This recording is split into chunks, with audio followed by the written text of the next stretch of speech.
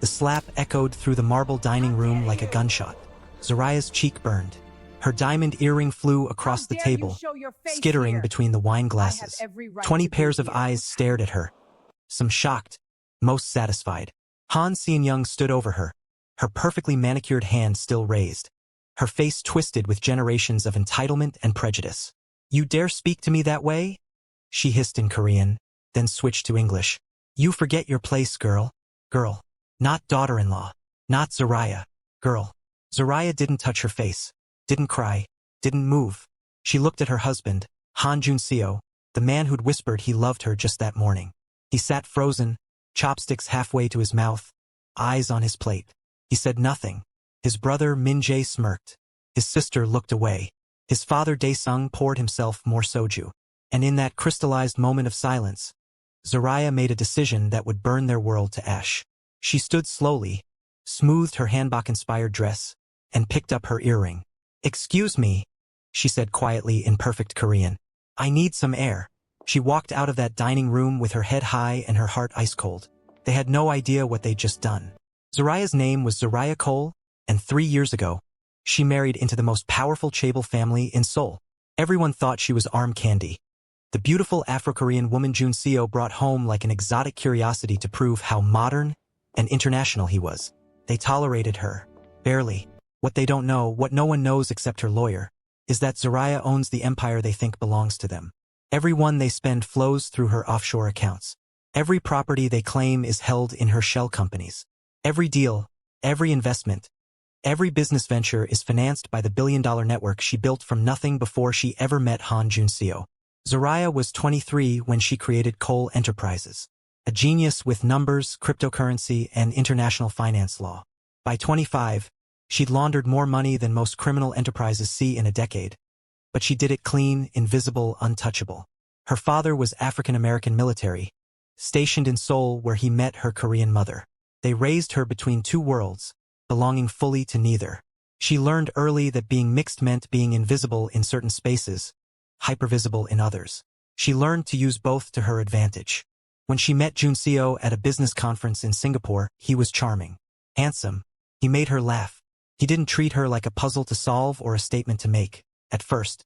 6 months later, his family was hemorrhaging money. Government investigations. Rival chaebols closing in. Accounts frozen. Jun-seo came to her desperate. "I need help. Just once. Alone. Something." Zoraya looked at the man she thought she loved and made a calculated choice. "I'll save your family," she said. "Under one condition. Everything goes through me. Quietly." He agreed. He didn't ask questions. Men like him never do when a woman offers to fix their problems. Within a year, the Hans were richer and more powerful than ever. Within 2 years, Jun-seo married her. Not because he loved her, but because she'd become useful. His family never knew. Zoraya played the role perfectly. The quiet wife, the arm candy, the woman who smiled at their racist comments and pretended not to understand their Korean insults. Seon-young hated her from day one. "Why her?" she'd hissed to Jun-seo in rapid Korean when she thought Zoraya couldn't hear. "She'll never give you pure Korean children. She'll never understand our traditions. People talk about us because of her." But Zoraya understood something Seon-young didn't. Power isn't loud. It's patient. And she'd been very, very patient. The night of the slap, Zoraya drove to her private office. A penthouse in Gangnam none of them knew existed. She poured herself whiskey, opened her laptop, and made 3 calls. First, her lawyer, Marcus. Execute Protocol Black. All accounts. Every single one. "Zoraya, are you sure?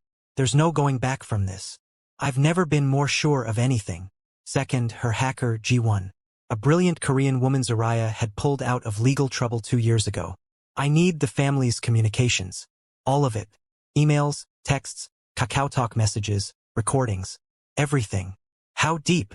"Scorched earth." Third, Han Tae-hyun, Jun-seo's cousin. The one the family exiled for refusing to participate in their more ruthless business practices. The one with a conscience they called weakness. "Zoraya, I have a proposition. Meet me tomorrow. Come alone." She hung up and stared at the Seoul skyline, the Han River glittering below. By morning, the Han family would wake up to discover their accounts were frozen. Not by the government, not by rivals, by the ghost they'd slapped at dinner. Zaraya's phone buzzed at 2 in the morning. Junseo. Zaraya. Where are you? Come home. Yama didn't mean it. She was just upset. She didn't answer. He called again. And again. At 6 in the morning, her phone exploded with calls. Junseo. His father. His brother. Even Sean Young herself, a first. She let them all go to voicemail. At 9, she met Taehyun at a cafe in Itaewon. He looked older than 38, worn down by exile and regret. Why did you call me? He asked in English. Zaraya slid a folder across the table. Because you're the only Han with a soul, and because I'm about to destroy your family. You can help me, or you can go down with them. He opened the folder. Bank statements. Wire transfers. Proof that everything belonged to her. His hands shook. How long? 3 years. Does Junseo know? He suspects I helped. He doesn't know I own it all. Taehyun looked at her with something between horror and admiration. What do you want from me? Testimony. When the time comes, I need someone inside who'll tell the truth about what this family really is. They'll destroy me. They'll be too broke and broken to destroy anyone. He was quiet for a long moment. Then he extended his hand. I'm in. By noon, the Han Empire was in freefall. Every account frozen. Every line of credit denied. Every offshore safe haven locked. Zaraya sat in her penthouse watching the chaos unfold through G1's hacked security feeds. The family had gathered at the main estate, Sean Young's fortress in Pyeongchang-dong. What the hell is happening? Daesung roared, slamming his phone on the table. Every bank says the accounts are restricted. They won't tell me why. It's the prosecutors, Min-jae said. Has to be. No. Sean Young's voice was ice. The prosecutors wouldn't freeze everything at once. This is surgical. This is. Her eyes narrowed. Zaraya watched her face shift from confusion to suspicion. Where is she? Sean Young asked. Who? Junseo looked confused. Your wife. Where is Zaraya? She left last night. She's upset. Yama, you shouldn't have. Shut up. Sean Young stood. That girl is smarter than she looks. I've always known it. Find her. Now. Junseo tried calling again. Zaraya let it ring. Then she sent him a text in Korean. We need to talk. Alone. Tonight. The penthouse in Gangnam. He'd never been to this apartment. He didn't know it existed. What penthouse? He replied. The one I've owned since before I met you. 8 o'clock. Come alone or don't come at all. While Junseo processed that revelation, Zaraya's mind drifted to the beginning. She grew up between worlds. Her American father taught her to be bold, to take up space. Her Korean mother taught her to be strategic, to see 3 moves ahead. Together, they gave her a hybrid strength neither culture alone could provide. But Seoul society didn't see strength. They saw impurity. Hanheol, mixed blood. She learned early that no matter how perfect her Korean was, how well she knew the culture, how successful she became, to families like the Hans, she would always be other. So she stopped trying to fit in. Instead, she became indispensable. By 21, she'd hacked her first offshore account. Not to steal, but to understand. By 22, she was consulting for foreign clients who needed to move money invisibly. Legal gray areas. Nothing violent. Nothing that hurt innocence.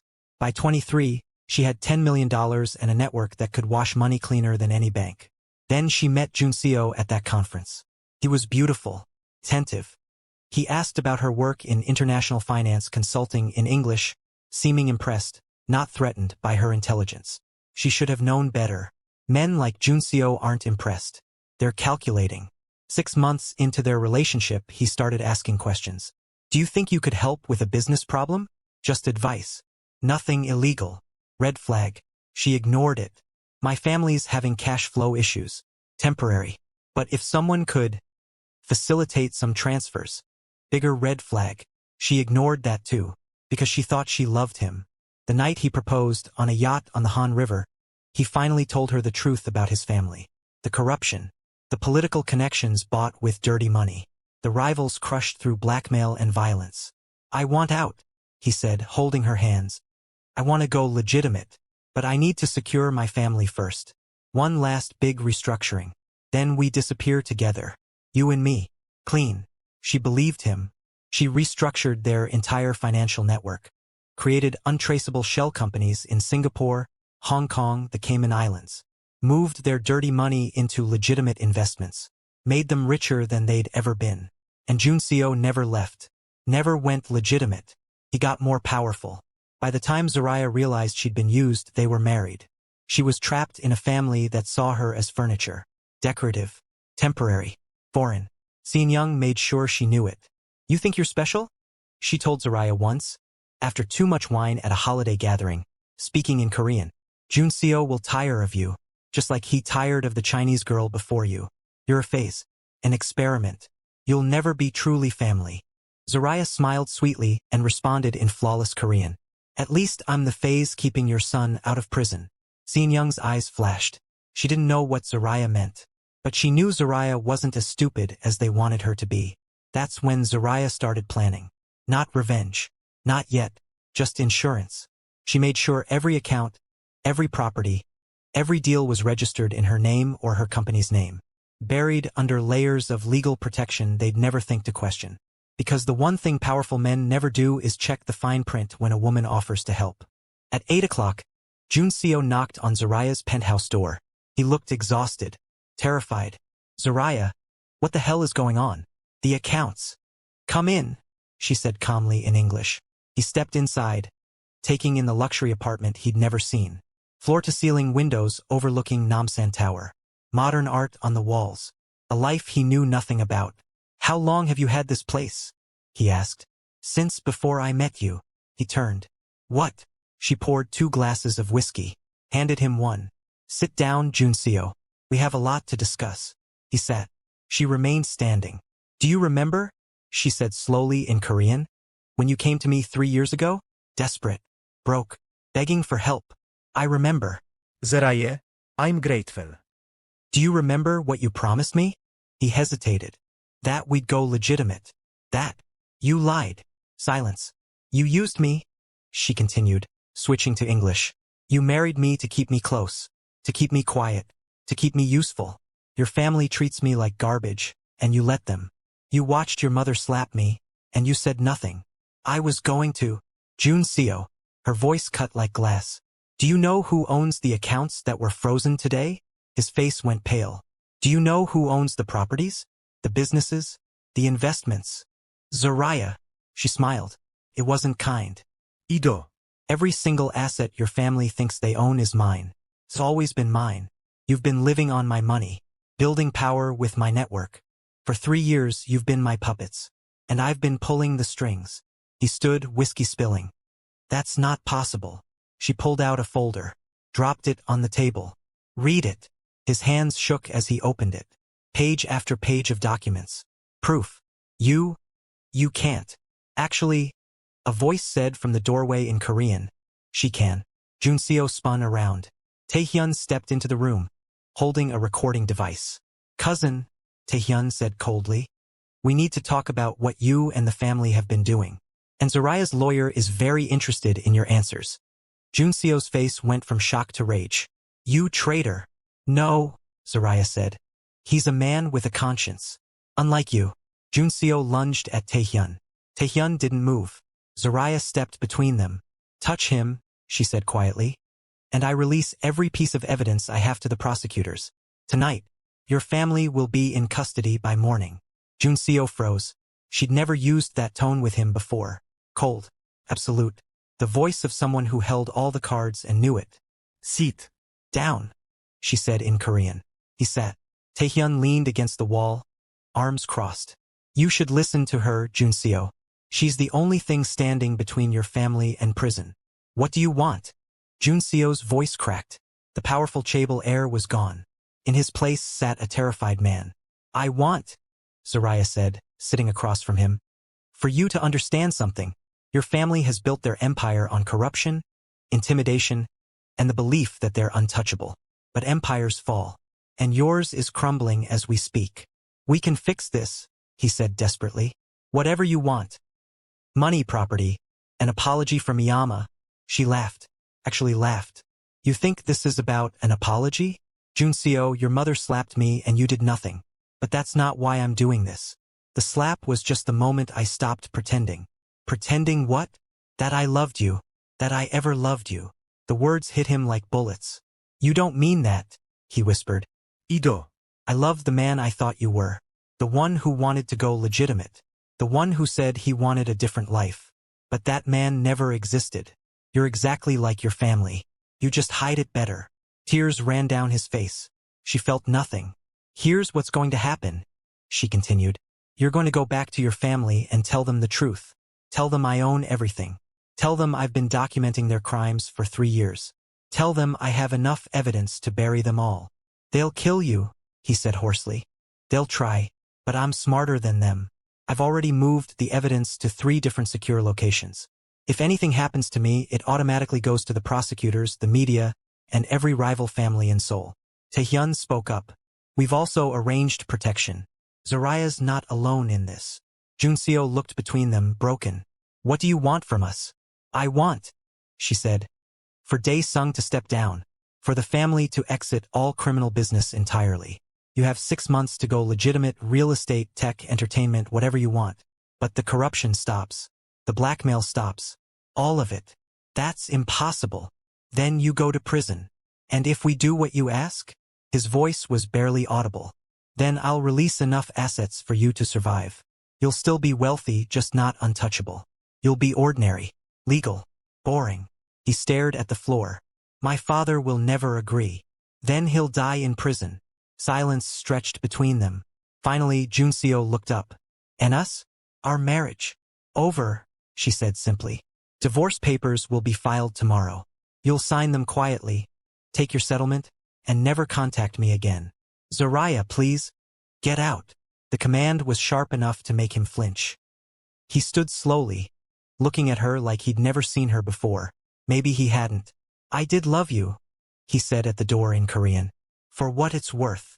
It's worth nothing. He left. The door clicked shut. She exhaled for what felt like the first time in hours. Taehyun poured himself a whiskey.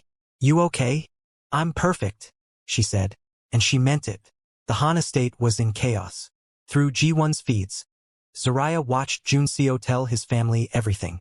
Dae-sung threw a chair. Min-jae punched a wall.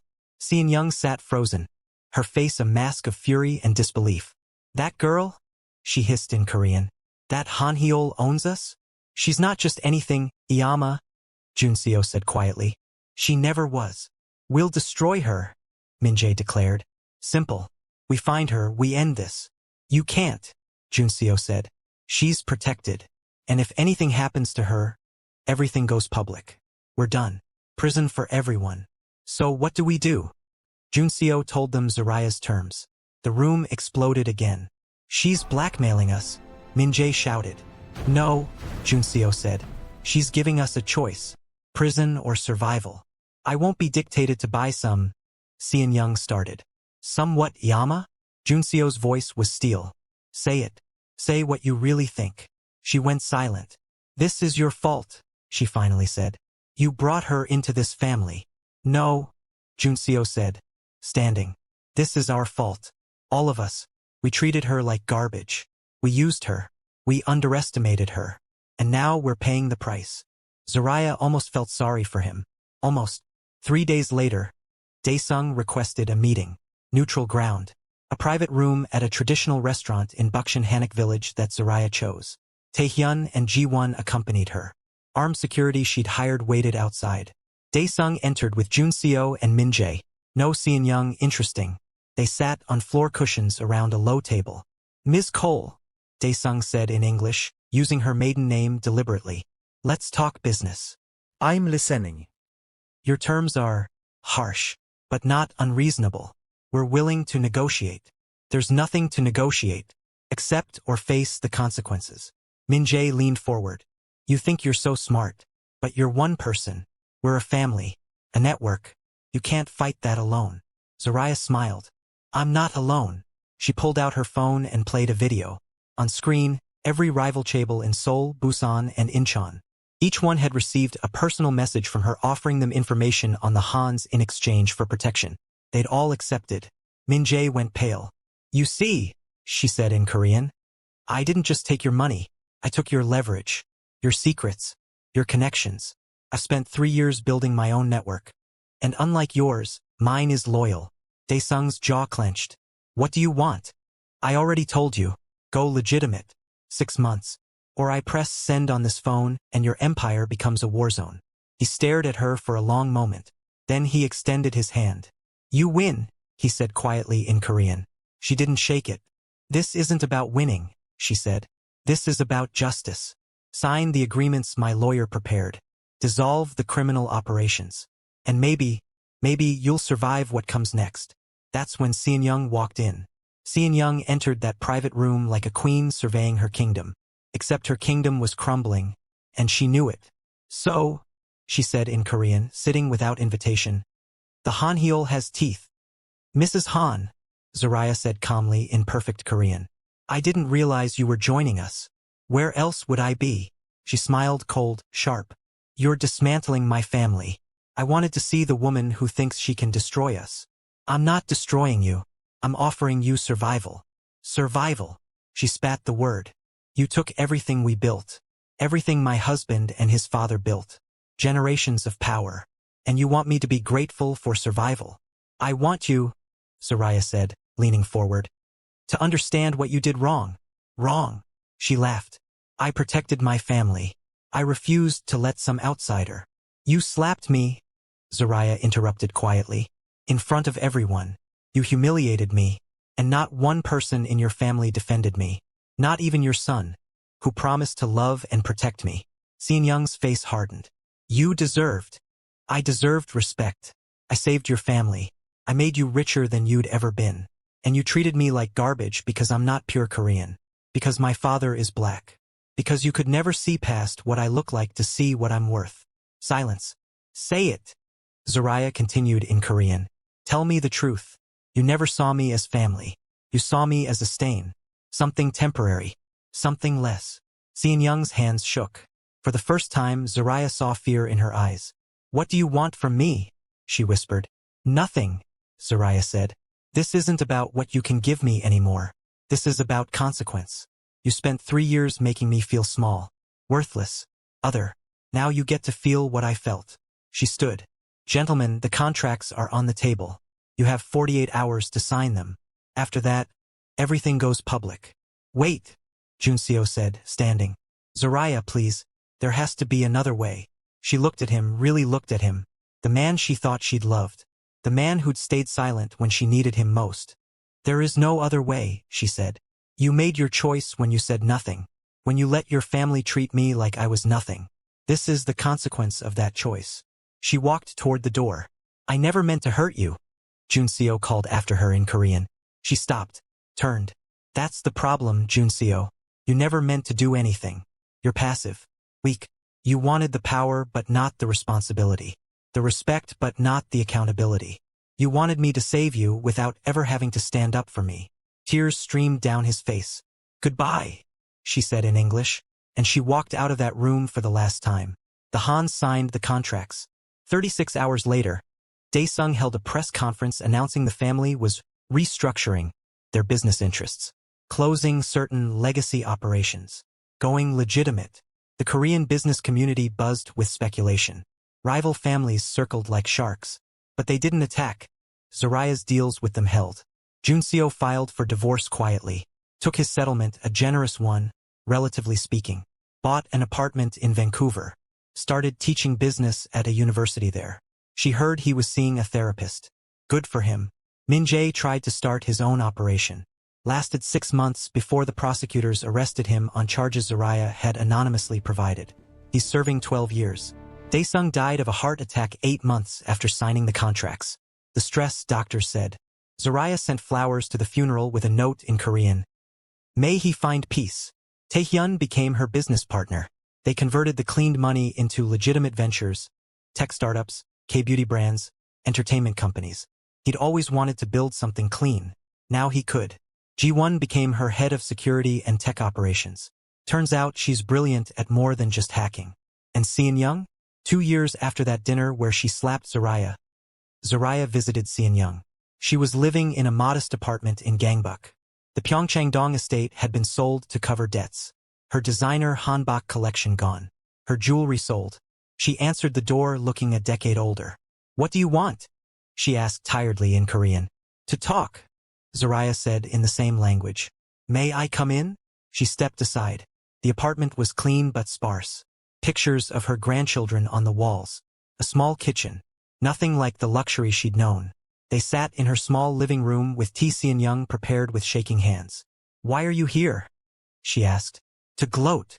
"No," Zariah said. "To tell you something." She waited. "I forgive you." Her eyes widened. "The slap. The racism.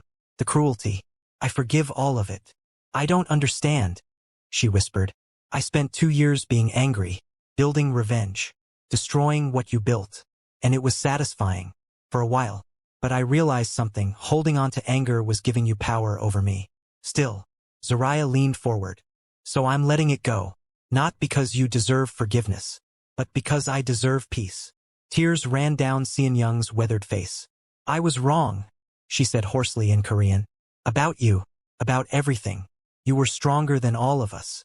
Smarter. Better. And we were too blind to see it. Too prejudiced." "Yes," Zariah said simply. "You were. Can you?" She started, then stopped. "Can I what? Can you ever forgive what we did to you?" "Really?" Zariah stood. "I just did. But that doesn't mean I'll forget. And it doesn't mean there's a relationship here. You'll live out your life knowing you underestimated the wrong woman. That's punishment enough." She walked to the door. "Zariah SSI," Seon-young called. She turned. "For what it's worth. I'm sorry. Truly." Zariah nodded. "I know." 5 years later, Zariah stood in her office, a gleaming tower in Gangnam with her name on the building. Seoul Enterprises had gone fully public. Legal. Powerful. Forbes Korea had just named her one of the most influential women in Asian finance. Her phone buzzed. A message from an unknown number. "Yama died last night. Peaceful. Thought you should know. Jun Seo." She stared at the message for a long moment. Then she blocked the number. Some chapters need to stay closed. She walked to the window, looking out at the city she'd conquered. Not through violence or intimidation, but through patience, intelligence, and refusing to stay small. Her assistant knocked. "Ms. Cole, the board meeting is ready." "I'll be right there."